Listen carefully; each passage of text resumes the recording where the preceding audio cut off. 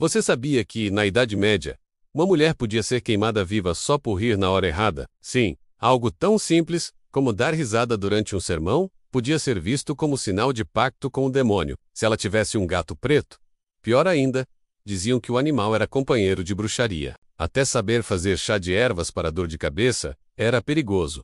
Bastava alguém desconfiar que a cura não vinha de Deus. E pronto, lá estava ela sendo arrastada para a fogueira.